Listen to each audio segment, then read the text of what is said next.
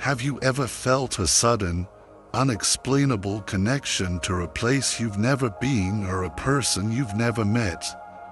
What if these feelings aren't random, but echoes of something far older than memory?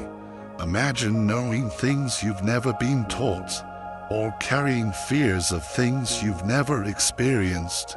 Could it be that your soul remembers what your mind cannot?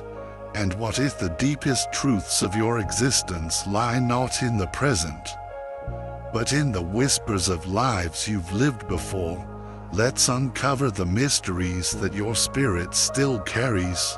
The soul's echoes, a journey beyond time. The breeze moved without sound, brushing against the unseen corners of existence. It touched the soul long before it ever reached the skin. Sometimes, we remember things we've never been taught.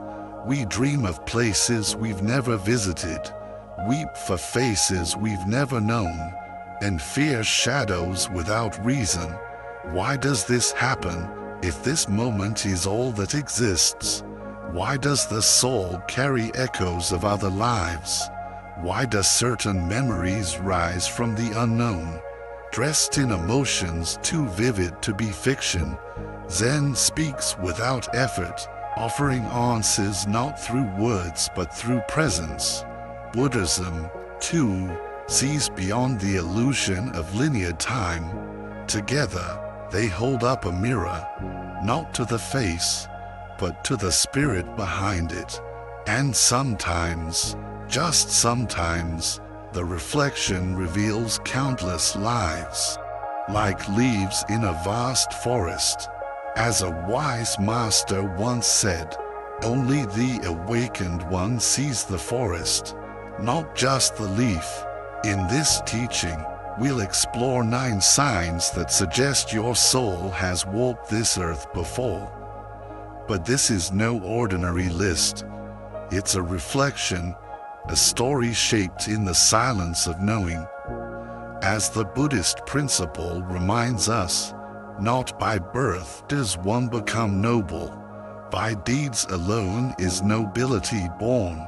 This truth doesn't rest within a single lifetime. It stretches across the continuum of existence. Karma and the imprint of past lives. Karma, like fire seeking dry grass, follows the trail of thought, word, and action across lifetimes. Rebirth isn't a question of belief. It's the natural continuation of energy, the ripple effect of choices made long before memory began. Zen doesn't declare or argue. It simply points. And what it points to is this: the present moment carries the imprint of 1,000 yesterdays. What awakens the soul isn't the act of discovering the past. It's the recognition that something ancient lies within. Picture a wanderer walking silently through a forest path. His robe brushes against wild ferns. His feet leave no mark on the earth, and he carries no bag, no stick, not even a bowl. What he carries is invisible, a feeling he cannot name.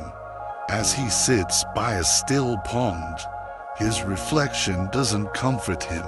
Instead, it looks back as if it knows secrets he has long forgotten. From the brush, an old sage emerges. No name, no greeting, just presence. The sage sits beside the wanderer in silence, both staring into the water until the stillness ripples. "You are not new," the sage says, not as a question, but as a knowing. The wanderer turns, his face shadowed by confusion. "Then why do I feel like I've forgotten something I never learned?" The sage smiles gently, because the soul remembers what the mind rejects. The 9 whispers of the soul. And so the sage begins to share the 9 signs, the whispers of a soul that has lived before. These signs are not just teachings, they are reflections of the ancient truths carried within each of us. The first sign, a deep sense of knowing without learning. The wanderer speaks of his childhood, of knowing things without being taught. He could sense the weather before the wind changed and understood silence more than speech. It frightened others, he admits, but I didn't know why.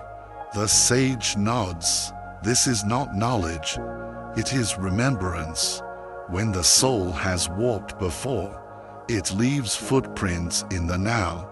Insight without study is not coincidence. It's memory returning through intuition. In Buddhism, this is called Pasand with Imron, the consciousness that bridges past and present lifetimes. Zen calls it mirror mind, unfiltered knowing that has no origin but is deeply clear. The second sign, fear without origin. The wanderer's eyes grow distant as he confesses, I wake up terrified of drowning, yet I've never seen the ocean, and I avoid fire as if it once betrayed me. The sage explains, your soul carries scars, not on the body, but on the unseen form that journeys between births. When the cause is forgotten, the emotion remains. This is karmic residue. A flame once feared can return in the shape of a candle. A wave that once swallowed can rise again in dreams. You may not remember the fall, but your soul remembers the impact. The third sign, an attraction to ancient cultures and languages. The wanderer whispers, I'm drawn to old writings, symbols, chants, scrolls. I read what I don't understand, yet somehow I feel them. The sage's eyes sparkle. When you are drawn without reason, it is the soul calling home. These are echoes, speaking not to the intellect but to the spirit. Zen calls this fuga no jutsu, the unseen art of recognition. In Buddhist psychology, it aligns with anusuya, latent tendencies that remain across lives. A love for forgotten eras may not be fascination but remembrance, a glimpse into the next chapter. As the sage continues, the wanderer listens intently, his heart stirred by the truths he has always felt but never understood. Each sign reveals another layer of the soul's journey, weaving a tapestry of lives lived and lessons carried forward. But this is just the beginning. In the next chapter, we'll uncover more whispers of the soul, signs that connect us to something far greater than ourselves. From unexplainable emotions in certain places to the feeling that this life is just a chapter in a much larger story. The journey continues.